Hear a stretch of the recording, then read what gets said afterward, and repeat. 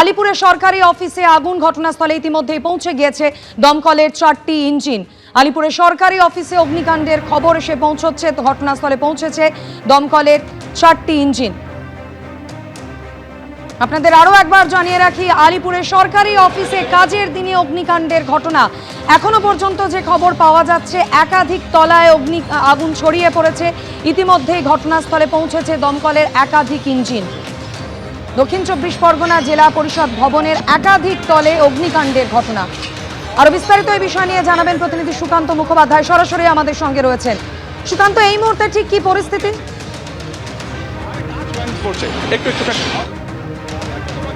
ওপর থেকে কাজ ভাঙা হচ্ছে, সেই কারণে কিন্তু আমরা একটু আশ্রয় থেকে আমরা দেখানোর চেষ্টা করছি।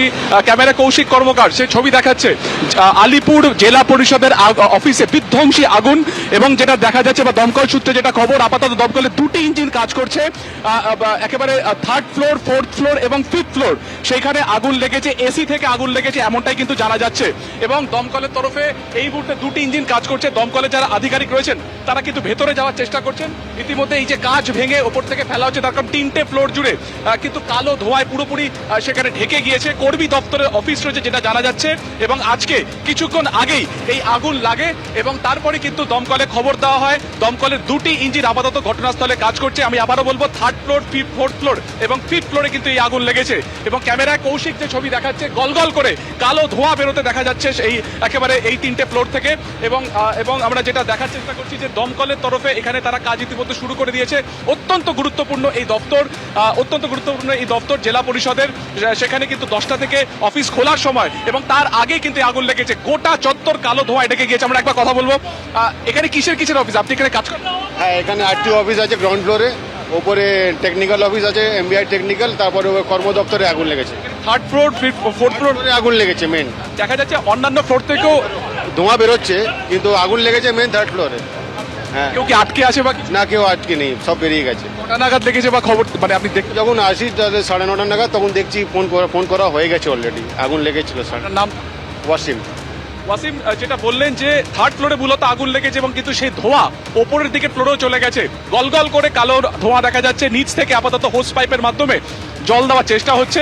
এখনো পর্যন্ত কিন্তু এখানে ল্যাডার আসেনি, তার কারণ যে 2টি দমকল এসেছে তার পক্ষে কিন্তু সেই যে রেঞ্জ রয়েছে সেই রেঞ্জে পৌঁছানো সম্ভব নয়।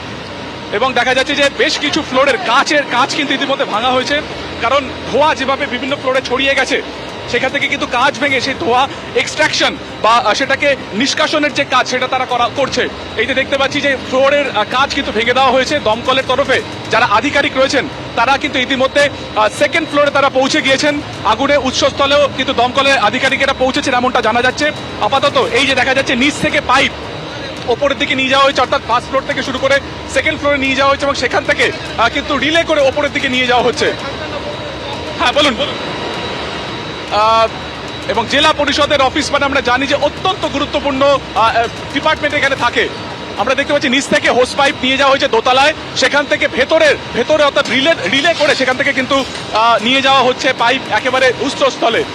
ঠিক গলগল করে কালো ধোঁয়া দেখা যাচ্ছে এসি থেকে এই আগুন বলে মনে করা হচ্ছে। আরো একবার দেখাবো, কালো ধোঁয়া বেরোচ্ছে, অর্থাৎ সেখানে কিন্তু ইতিমধ্যে দমকল আধিকারিকেরা পৌঁছে গিয়েছেন এবং দেখতে পাচ্ছি ছবি সরাসরি কালো ধোঁয়া কিন্তু গলগল করে বেরোচ্ছে সেখান থেকে, অর্থাৎ আগুনের তীব্রতা কিন্তু বোঝানো সম্ভব হচ্ছে এই ধোঁয়া দেখেই যে এখানে কিন্তু প্রবল এই অগ্নিকাণ্ড লেগেছে।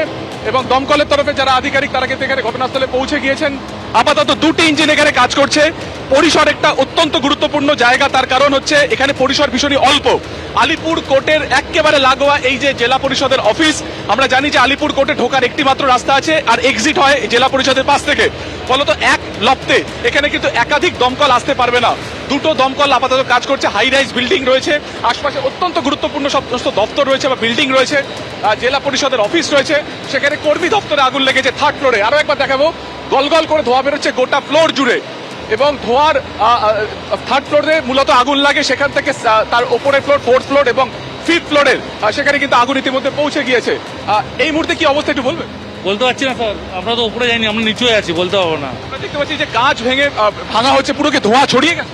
ধোঁয়াটা স্মোকটা ক্লিয়ারের জন্য মনে হয় কাজটাই করছে, এমনি এখন কিছু বলা যাচ্ছে না। ওপরে কি হচ্ছে আমরা নিচে বুঝতে পারছি। কি আটকে আছে? না সেরকম কিছু খবর নেই, আমরা বলতে পারছি না স্যার, আমরা তো নিচেও কাজ করছি, ওপরেরটা তো দমকলের তরফে যেটা বলা হচ্ছে, দমকলে ইতিমধ্যে যেটা দেখা তারা যেটা বললেন, দমকল যেটা বলছে যে ইতিমধ্যে দমকলের আধিকারিকেরা তারা উৎসস্থলে পৌঁছে গিয়েছেন এবং সেখান থেকে আগুন নেভানোর তারা কাজ করছেন, কিন্তু গোটা বিল্ডিং এ কিন্তু ধোঁয়ায় ছড়িয়ে গিয়েছে। এবিপি আনন্দ, এগিয়ে থাকে, এগিয়ে রাখে।